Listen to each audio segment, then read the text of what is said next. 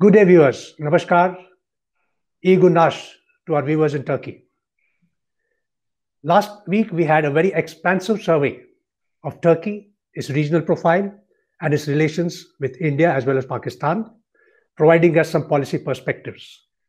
This was done by one of our foremost experts on the Middle East, and particularly in Turkey, Brigadier Romel Dahiya, who, apart from his various other appointments, has been Deputy Director General of the Institute of Defense and Strategic Analysis, Defense Studies and Analysis. Also, he has been the Director of the Net Assessment Directorate of Headquarter Integrated Defense Staff.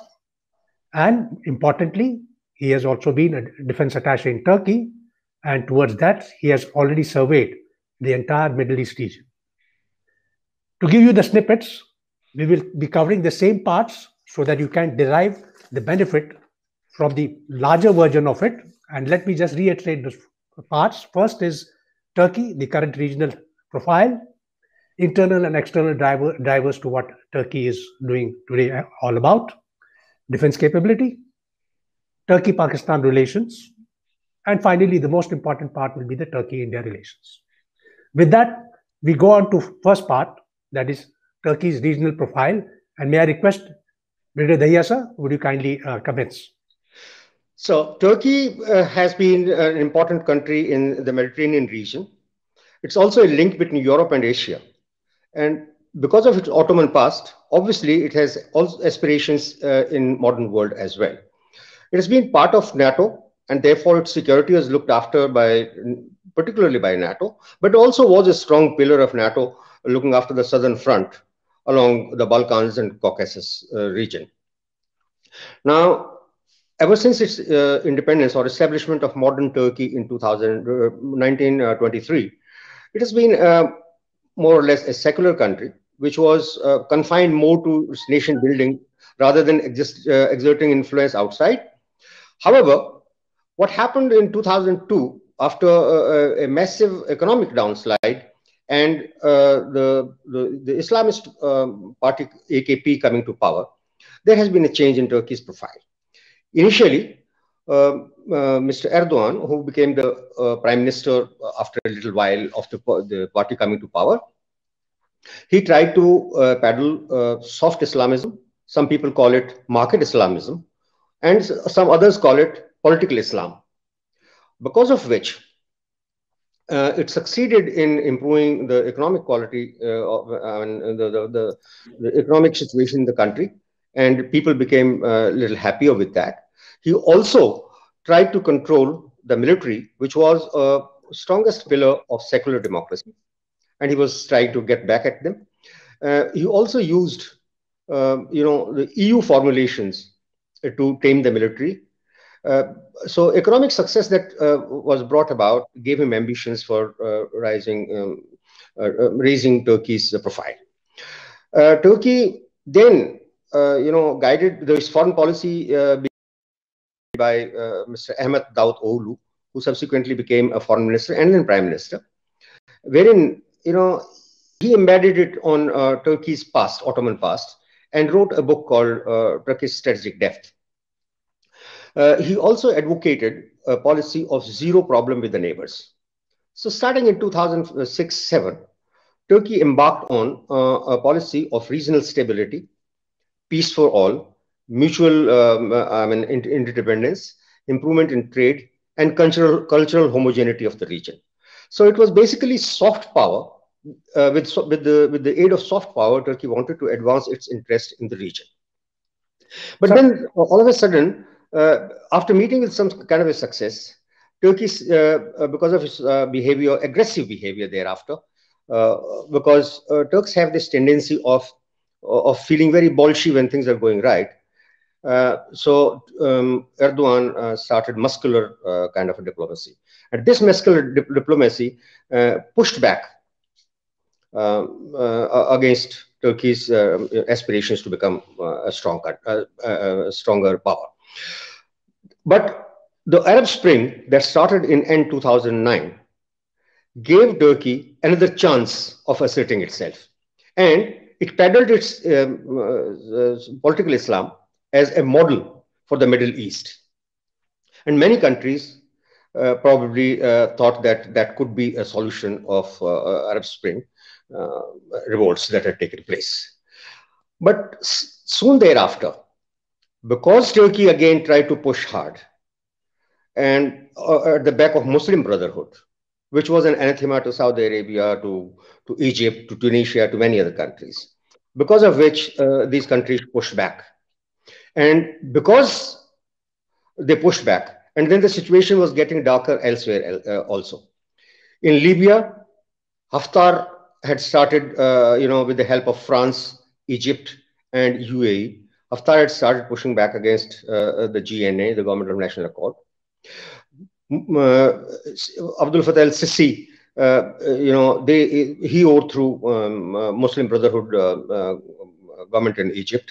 In Syria, the Turkish involvement initially was pushed back because Iran and Hezbollah entered the fray, and after October 2015, even Russia entered the fray.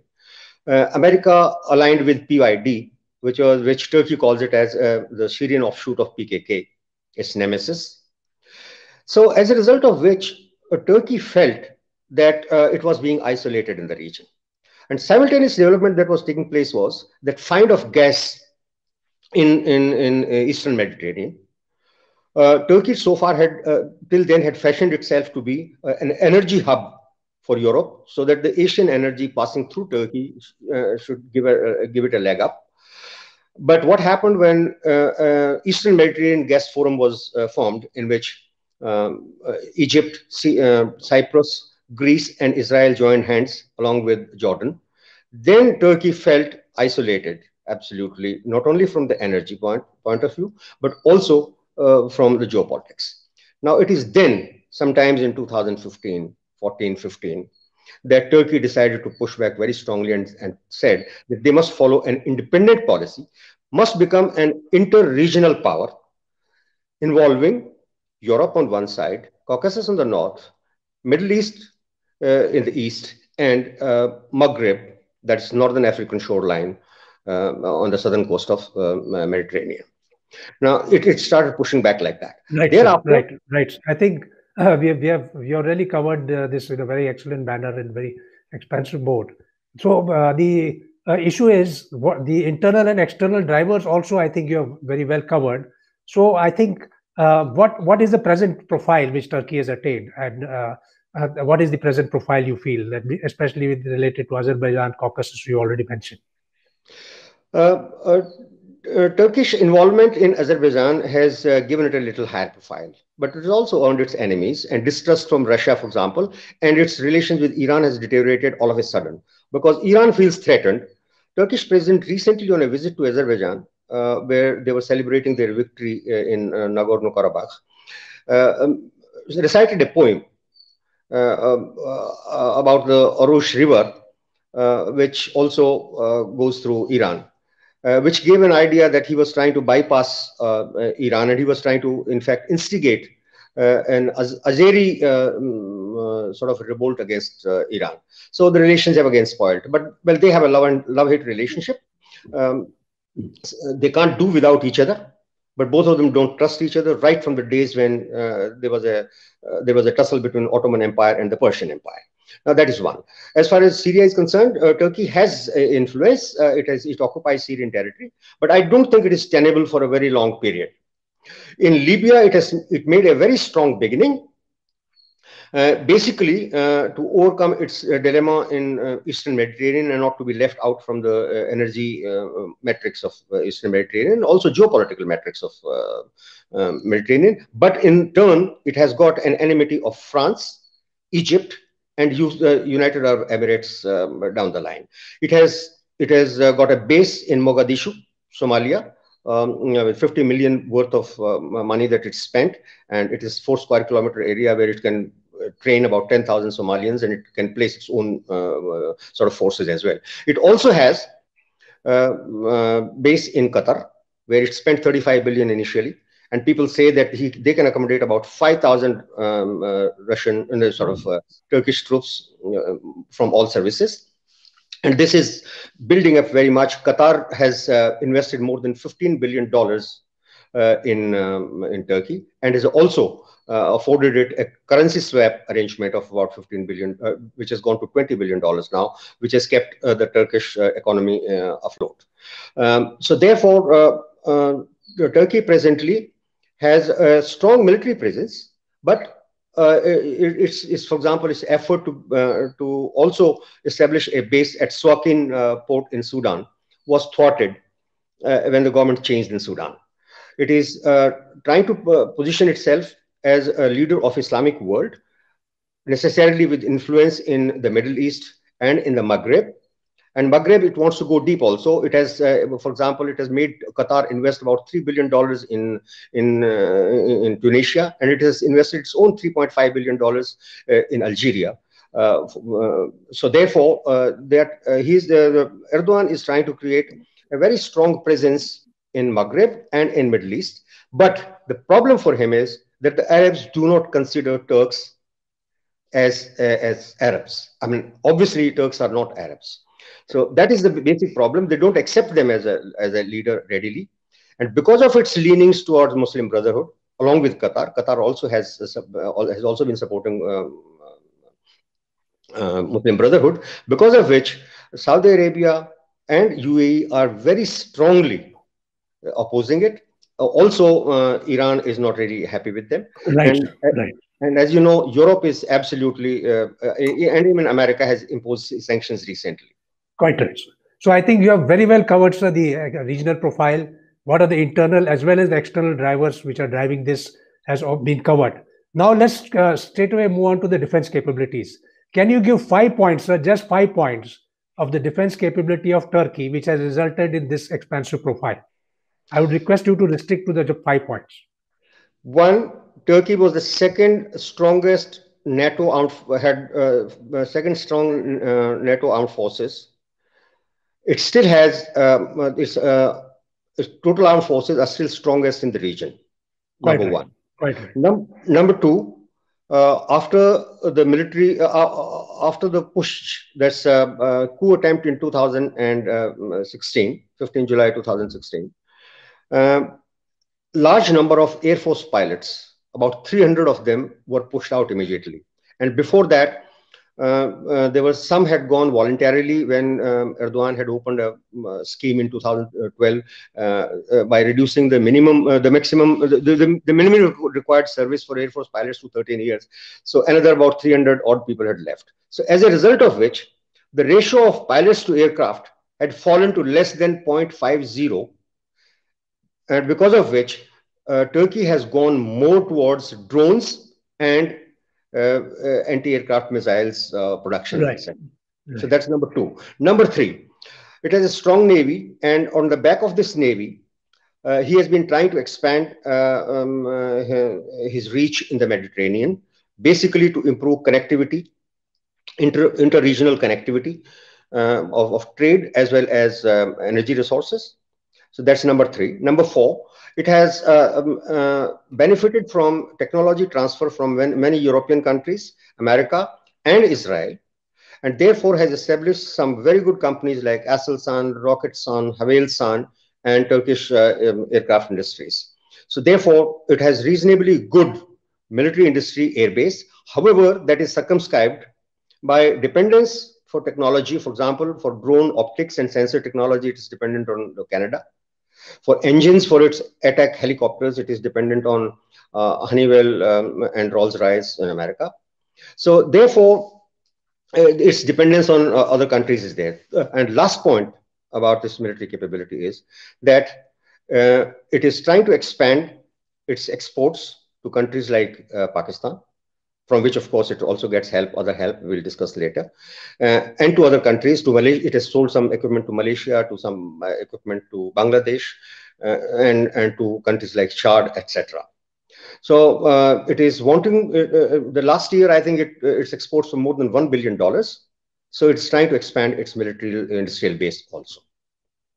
I think this is a very good summation of what military capability has resulted in, expanding the Turkey's regional profile. Particularly, I remember now recently in Libya, I believe Turkish Navy was suffered a little bit of setback because the Libyans did not allow it to progress further. But in the same way, the Syria also, there are some constraints. But definitely, when you have a strong military, one tries to sort of muscle up power. Now, let's get on to one of the most important segments, that is relations between Turkey and Pakistan. How do you see these relations between Turkey and Pakistan progressing, and what are the implications for India? We would try to sort of focus on these two issues. Firstly, both countries follow Hanafi school of jurisprudence of Sunni Islam. Secondly, Turkey sees Pakistan, and Pakistan reinforces that notion of being, having a Turkic lineage that is from Mughals, who also had Turkic lineage coming from Bukhara and Samarkand. Number three, they have been part of Baghdad Pact, which got converted into SANTO. So therefore, the relationship started immediately after, Pakistan's independence, let's say around that time, 2-3 years thereafter. They've been part of ECO, which got converted to D8 subsequently. D8, which got converted to ECO subsequently, Economic Cooperation Organization. They're part of OIC. They are part of all, Islamic organizations or wherever there are groupings. More importantly, both countries have had a very close military relationship. And their military structures have been the same. The military's involvement in politics has been the same. Fauzi Foundation, Bahriya Foundation, for example, in Pakistan, are modeled after OYAK of Turkey, with similar aims and similar corporate structures.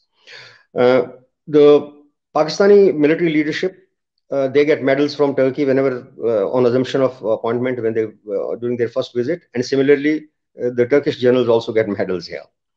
Recently, Mr. Imran Khan had said that Turkey's enemies are Pakistan's enemies, and Turkey's friends are Pakistan's friends. They enjoy a very close cultural relationship. Like our celebrities go to Maldives for holidays, their celebrities go to Istanbul, Ankara, and Antalya for holidays. So they enjoy a very close relationship, undoubtedly. And in fact, India-Turkey relations to a great extent have been affected by the depth of relationship between Turkey and Pakistan. Quite right. They've also been sort of carrying out joint military exercises, and there have been a number of defense deals, including attack helicopters, including corvettes being made by Turkey, Augusta 90B submarines being modified or maintained by Turkey, and now large number of Pakistani Air Force pilots, F-16 pilots, being stationed in Turkey because Turkey doesn't have adequate number of pilots. I think that's a very important point you made, that if Pakistan wants to place the pilots in Turkey, I think this is a very close integration and cooperation between the two air force. And also Pakistan pilots will be able to take advantage of the Turkish the flying profile of the combat aircraft and gain experience at very zero cost, I would say. Sir, any other issue we would like to touch on Pakistan-Turkey relations, which has implication on India? I think Turkey also looks for nuclear assurance from Pakistan.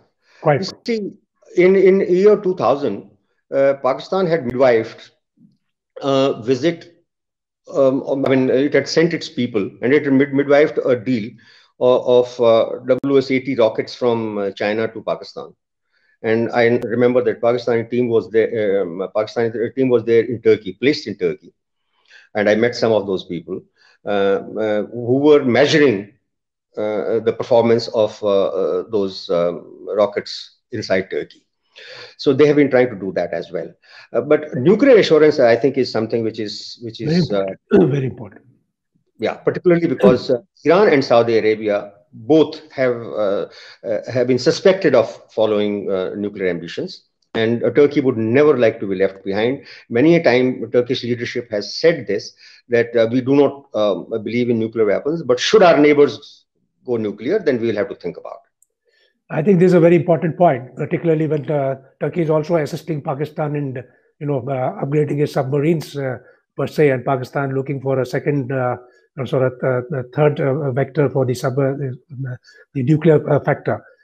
So, having surveyed all this, now let's come on to our main topic, which we want to rightly survey slightly in a broader way, that India-Turkey relations. What are the perspectives you have on the India-Turkey relations, and how do you see the relations going forward? India-Turkey relationship have had a roller coaster ride. Mostly the secular establishment, although because of its geopolitical reasons, because of strategic reasons, was closer to Pakistan. But they always used to have a fascination for Hindustan. They used to call it Hindustan. They always appreciated the secular nature of the Indian politics. Also, the success of democracy was something that they were fascinated with. And this was stated very openly by Mr. Bülent Ecevit, the former Prime Minister of Turkey. We have had very renowned diplomats in Turkey from time to time, like Mr. Apiyan Haksar, Mr. K.R. Narayan, Mr. Kamal Sibbal, and last very well-known name was Mr. Jassal, who died in harness in Ankara. So we have also had, in fact, good opinion about Turkey and reasonably good relationship. The foundation of our relationship today is basically economy. In 2018, our trade with Turkey was about $8.7 billion, which was about $2.5 billion trade surplus in our favor. And when you compare it, this becomes very clear when you compare it with Pakistan, whose trade with Turkey has never crossed $900 million. So that means our trade is 10 times higher, despite the nature of relationship being different. But what has happened is that over a period of time, and another factor which has now come in because of the relationship, first is that Pakistan relationship with Turkey is deeper presently. Turkey depends on Pakistan for its to maintain its air force capability. But yet another factor is that while Turkey's relationship with countries like France, Saudi Arabia, and UAE are very adverse today, our relationship with very same countries have improved tremendously over last Quite right. Right. Absolutely. I think very, very valid point. So the friend's friend and enemy's enemy, those kind of equations also apply here. Okay. So Turkey, plus of course, Greece has now tried to become close, even closer to India ever since Turkey has started asserting itself in the Mediterranean last 2 years or so. So as a result, what happens is that Turkey probably sees India in another block, but at the same time, keeping the future in mind and also understanding India's economic heft that is developing, it probably cannot do without India and it cannot write off India. So it is moving on the edges, whereas it is keeping Pakistan happy by criticizing India on Kashmir, etc. And this, to my thinking, despite people saying that the paramilitary or quasi militia kind of organizations like Sadat, etc., which are being nurtured by influential elements within Turkey, including probably having the patronage of the president's son, Bilal Erdogan. I do not think that Turkey would get involved by sending its people in Kashmir, etc. Now, it is known that Turkey has employed the Syrian rebels not only in Syria, but they have employed them in Libya in large numbers, and about 800 of them died there. Thereafter, they have also employed them in Nagorno-Karabakh. So some people say that they might send some of these Syrians to the side. But again, I think I have my doubts because they will not find acceptability or support from anyone in any part of India. And they will be identified very clearly.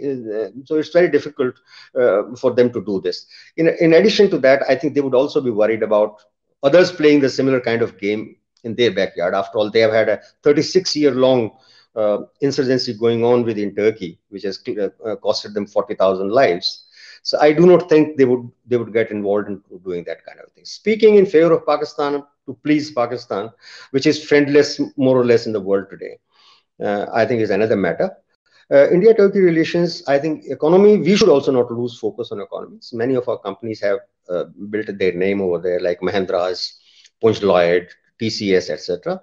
So we should continue with this relationship. And I'm sure that once Erdogan goes off from the scene, which I'm sure someday he will, and soon enough, as the Turkish polity is developing, and thereafter, I think we can again put our relationship back on the even keel, and I don't think we should worry very much about that.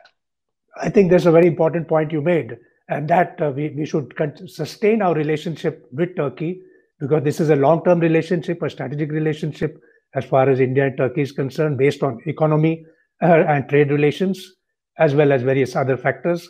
And we should not get carried away by the mood of the moment, so to say. Thank you very much, sir, for your kind interjections on a very important subject, which has not been very well debated or discussed in India per se. Thank you, sir. Welcome. Thank you, viewers.